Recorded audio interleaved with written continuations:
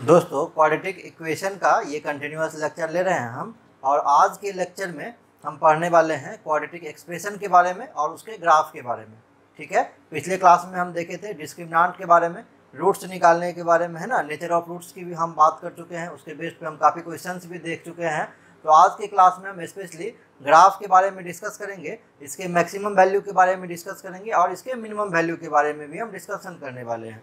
ठीक है, लेकिन प्रीवियस कॉन्सेप्ट्स का भी यूज इस क्लास में आज होने वाला है। तो अगर आप डिस्क्रिमिनेंट के बारे में नहीं जानते हैं या रूट ऑफ क्वाड्रेटिक इक्वेशन के बारे में नहीं जानते हैं तो प्रीवियस वीडियोस को देखिए, वहाँ सारा कॉन्सेप्ट हम बताए हुए हैं। उसको क्लियर होने के बाद ही आज का क्लास आप ज्वाइन करें, तभी आपको क्लियर समझ में आएगा।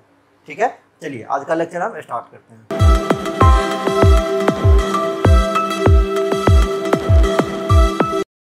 चलिए इसमें सबसे पहले हम लिखते हैं let a, b, c be real numbers जहाँ पर a का वैल्यू 0 नहीं होगा। Then fx is equal to, अगर कहीं पे लिखा हुआ है ax square plus bx plus c, जैसा कि आप जानते हैं क्वाड्रेटिक इक्वेशन का जो स्टैंडर्ड फॉर्म होता है वो ax square plus bx plus c ही होता है। ठीक है, देन इसको हम क्या कहेंगे, is known as quadratic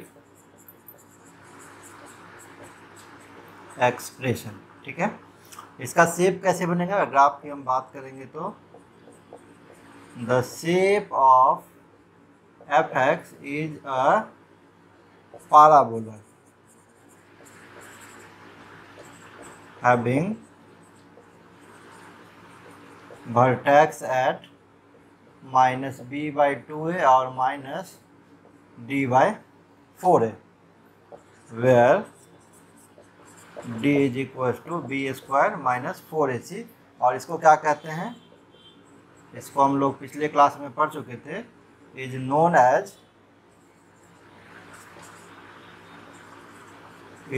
as discriminant of the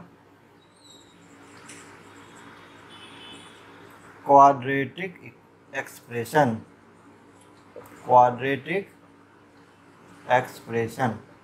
ठीक है, क्या लिखे हैं कि अगर ए बी सी ए तीन रियल नंबर मेरे पास दिया हुआ है जहां ए का वैल्यू नॉट इक्वल टू 0 होगा, देन इस केस में एफ एक्स बराबर a x square plus b x plus c, इसको हम लोग क्वाड्रेटिक एक्सप्रेशन कहते हैं।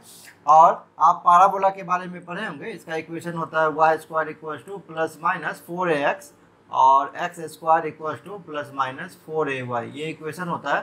तो ये जो मेरा क्वाड्रेटिक एक्सप्रेशन है ना, कुछ इसी फॉर्म पे सेट हो रहा है। ठीक है, तो हम इसीलिए लिखे हैं कि ये जो इसका शेप जो होगा एफ एक्स का वो कैसा होगा, तो पाराबोला होगा और पाराबोला का वर्टेक्स -b/2a और -d/4a होगा। ठीक है, जहाँ पे a और b तो आप जानते हैं, a क्या है, एक्स स्क्वायर का कॉफिशिएंट है, b क्या है, x का कॉफिशिएंट क्या है, और c क्या है, कांस्टेंट नंबर है। लेकिन यहाँ पे d एक अननोन है। ठीक है, तो d का वैल्यू हम निकाल लेते हैं b स्क्वायर माइनस 4ac करके, मतलब x का कॉफिशिएंट का square minus 4 into x square का कॉफिशिएंट इंटू कॉन्स्टेंट टर्म, और d को क्या कहते हैं हम लोग, डिस्क्रिमिनेंट कहते हैं। अगर इसके ग्राफ की हम बात करेंगे तो ये x एक्सिस होता है, ये x डैश एक्सिस होता है, आप लोग जानते होंगे इस चीज़ को, ये y एक्सिस और ये y डैश एक्सिस, यहाँ 0 है। अब ठीक है, ये गलत हो गया, ऐसे नहीं,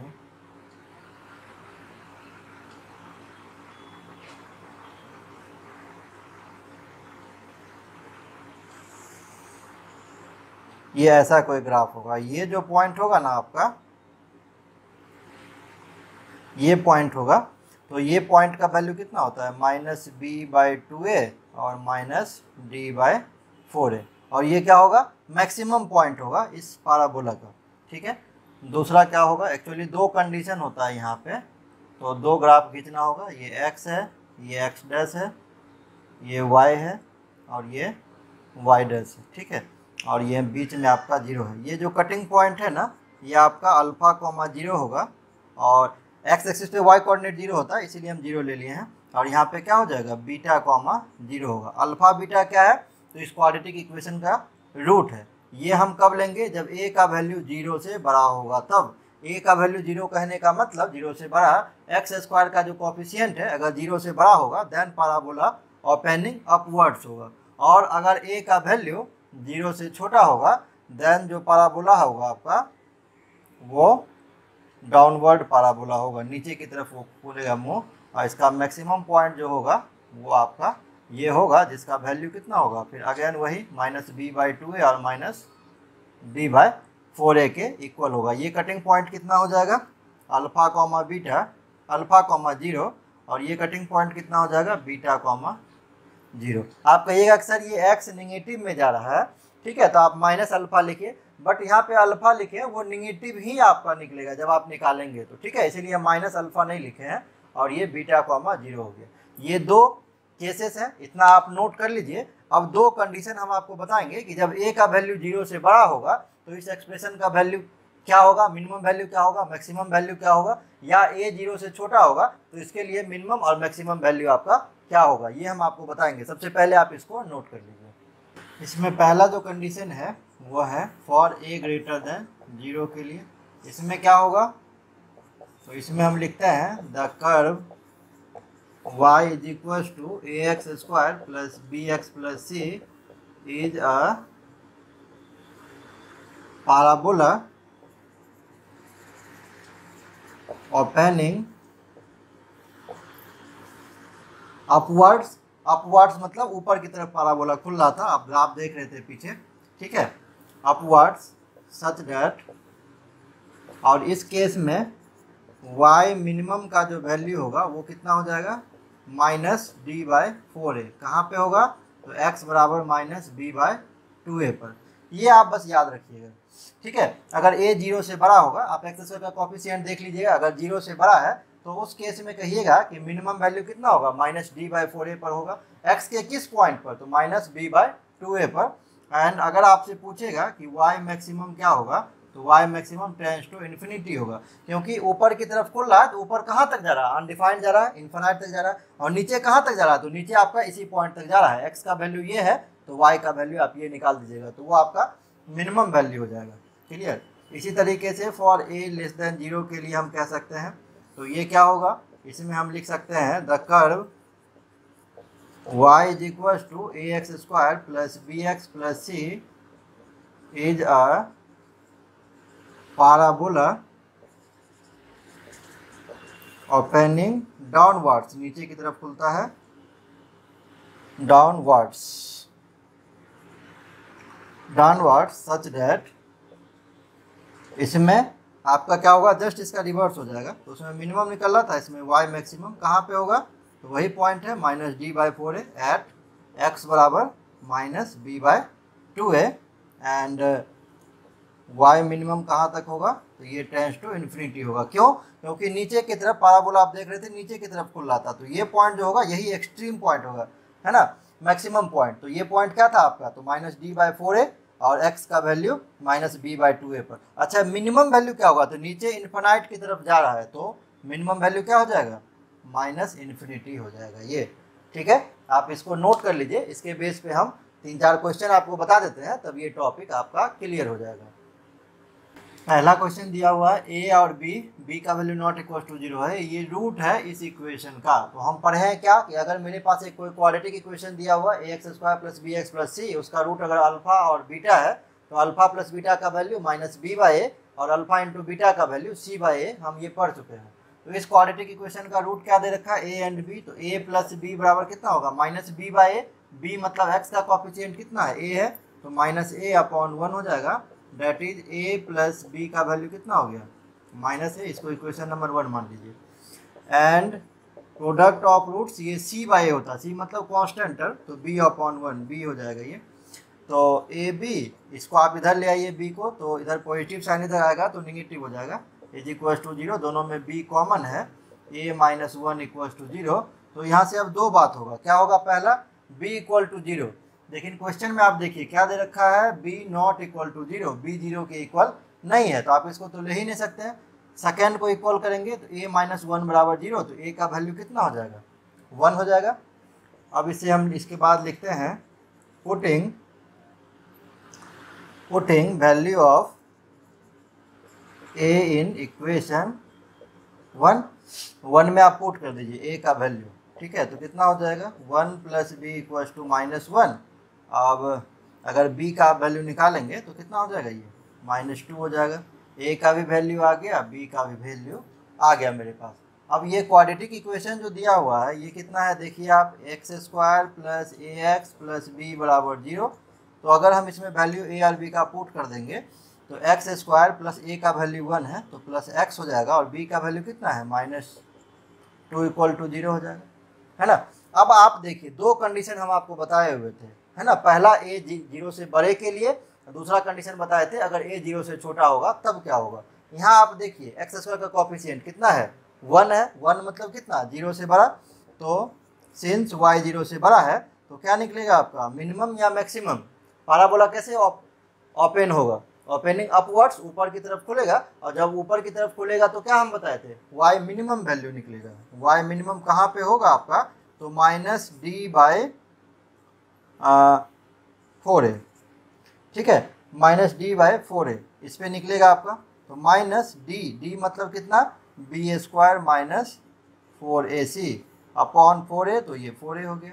ये -b², b मतलब क्या, x का कोफिशिएंट कितना है यहाँ 1 है, तो 1 का स्क्वायर -4ac, तो 4 × a, x² का कोफिशिएंट 1 है, और c मतलब कांस्टेंट टर्म कितना है -2 है, अपॉन 4a, तो 4 × 1 हो जाएगा।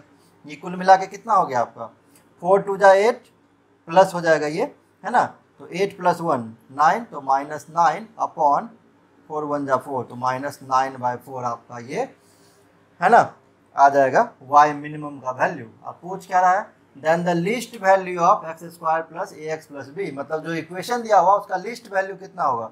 तो मिनिमम वैल्यू मेरा निकल गया है -9/4, ये बी नंबर ऑप्शन से मैच कर गया। क्लियर, आई थिंक समझ में आया होगा आपको। समझ में आ गया तो इसको नोट कर लीजिए। अगर कोई क्वेश्चन है तो आप कमेंट में डाल सकते हैं, उस क्वेश्चन को सॉल्व करके फिर आपको रिप्लाई कर देंगे। क्लियर, चलिए नोट कीजिए। इस क्वेश्चन में क्या बोल रहा है, मिनिमम वैल्यू आपसे पूछ रहा है। तो x² का कोफिशिएंट देखिए कितना है 2, a से बड़ा है।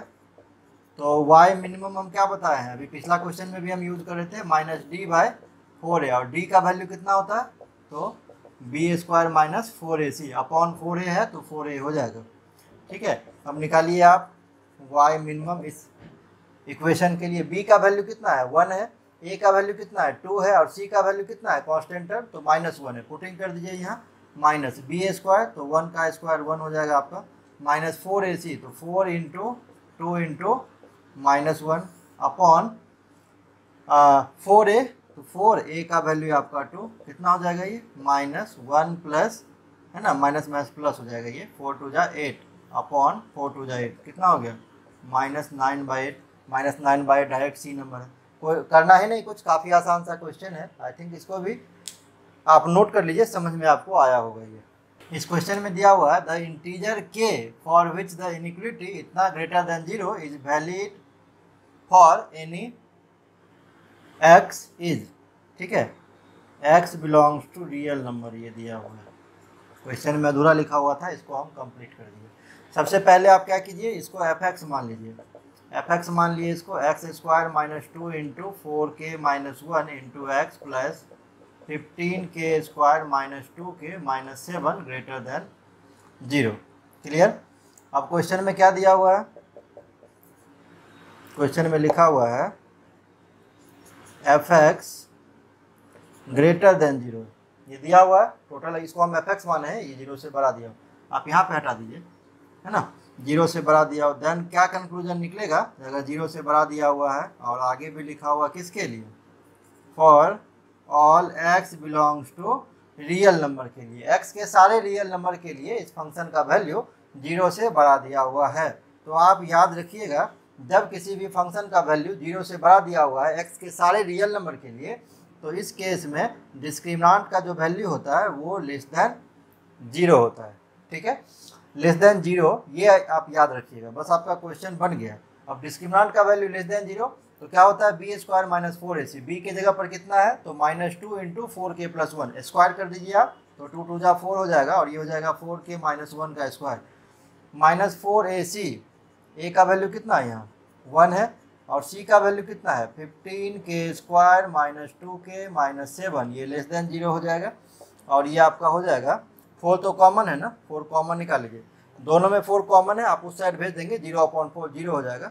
इसका स्क्वायर तोड़ लीजिए 16k² माइनस 8k प्लस 1, ठीक है, माइनस से मल्टीप्लाई कर देंगे, minus 15k² minus minus plus 2k minus minus plus 7, ये लेस देन 0। और कितना हो जाएगा 16k² माइनस k² बच जाएगा, है ना, 2k में से 8k चला गया तो माइनस 6k बच गया। 7 प्लस 1 कितना हो जाएगा 8, ये लेस देन 0। फैक्टराइज कर लीजिए, फैक्टराइज करेंगे आप तो कितना हो जाएगा ये 4 2 6 और 4 2 8, तो k² minus 4k minus 2k plus 8 less than 0। और आप कॉमन ले लेंगे, k कॉमन है तो k माइनस 4 माइनस 2 कॉमन ले लेंगे तो k माइनस 4 लेस देन 0। हम आगे प्रोसीड यहाँ पे कर देते हैं। तो पहला फैक्टर कितना हो गया k माइनस 2, दूसरा फैक्टर कितना हो गया k माइनस 4, ये 0 से छोटा है। अब इनइक्वालिटी के बेस पे आपको सॉल्व करना होगा, ठीक है। अगर आप यहाँ से इनइक्वालिटी नहीं सॉल्व करना जानते हैं, ठीक है, तो हम आपको थोड़ा बहुत कॉन्सेप्ट यहाँ पे बताते हैं। जैसे देखिए टोटल का वैल्यू लेस देन 0 दिया हुआ, वैसे मेरा प्रीवियस वीडियोज इनइक्वालिटी के ऊपर में चैनल पे मिल जाएगा आपको, है ना, आप जाके वहाँ से स्क्रॉल करके देख सकते हैं, तो ये कॉन्सेप्ट आपको क्लियर हो जाएगा, है ना। वैसे अभी हम आपको हिंट कर देते हैं। ये दिया हुआ टोटल का वैल्यू लेस देन 0 है, तो आप क्या कीजिएगा, पहला को 0 के इक्वल रखिए, तो k minus 2 is equal to 0, यहाँ से k का वैल्यू कितना आ जाएगा 2। सेकेंड को भी 0 के इक्वल रखिए, k माइनस 4 इक्वल टू 0, तो k का वैल्यू कितना आ गया 4। अब आप असेंडिंग ऑर्डर में नंबर लाइन पे नोट कर दीजिए इसको, जैसे पहला 2 हो जाएगा फिर 4 हो जाएगा, क्लियर। अब राइट साइड से आप शुरू करेंगे, राइट साइड से पॉजिटिव नेगेटिव पॉजिटिव, अल्टरनेट में पॉजिटिव नेगेटिव आप लिखते हुए चले जाएंगे, ठीक है। अब इस टोटल का वैल्यू k माइनस 4 इंटू के माइनस 2, इसका वैल्यू कह रहा है 0 से छोटा, 0 से छोटा मतलब कौन सा number negative number, negative number इस बीच में आ रहा है, तो आपका वैल्यू क्या हो जाएगा, ये k बिलोंग्स टू 2 से 4।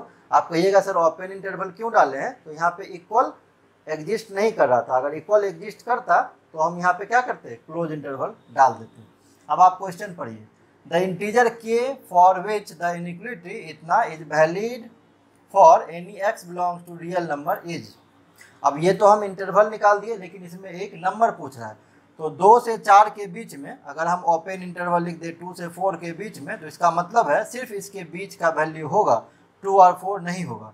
और अगर यही हम क्लोज इंटरवल में 2 4 लिख देते हैं तो इसका मतलब होता तो बीच का वैल्यू तो होगा ही होगा, साथ ही साथ ये दोनों बाउंड्री वैल्यूज भी होगा, तो ये 2 3 4 उस केस में होता।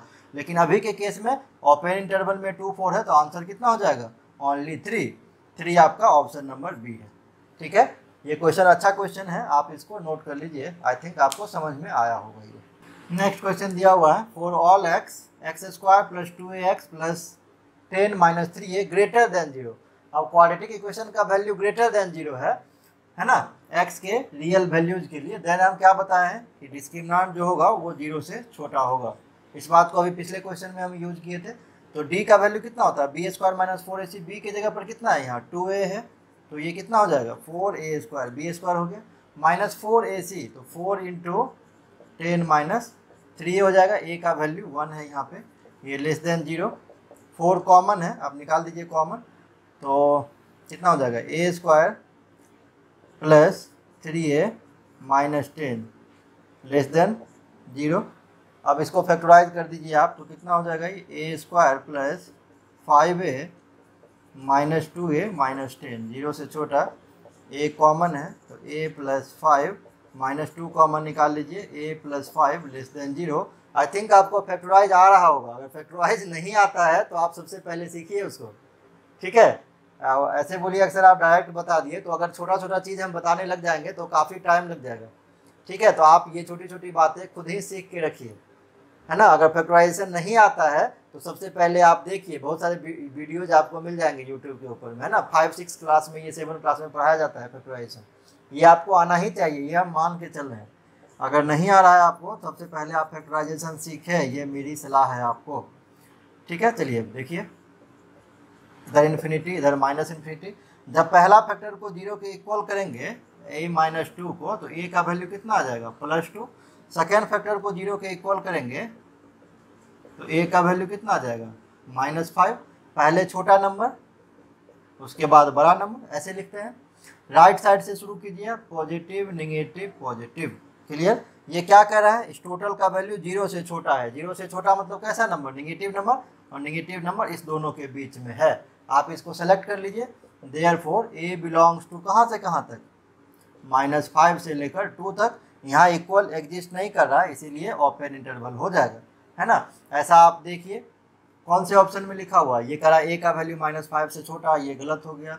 a का वैल्यू -5 से 2 तक, ठीक है, तो ये बी नंबर सही है। आप इसको ऐसे भी लिख सकते हैं, -5 से लेकर a का वैल्यू 2 तक, ये दोनों सेम ही बात है, तो ये भी आप लिख सकते हैं। ये आपका ऑप्शन सही हो गया, आप इसको नोट कर लीजिए, ठीक है। और चलते चलते मैं वीडियो अगर आपको अच्छा लग रहा है तो प्लीज़ चैनल को लाइक एंड सब्सक्राइब जरूर करके जाना, ठीक है। मिलते हैं नेक्स्ट वीडियो में। Thank you.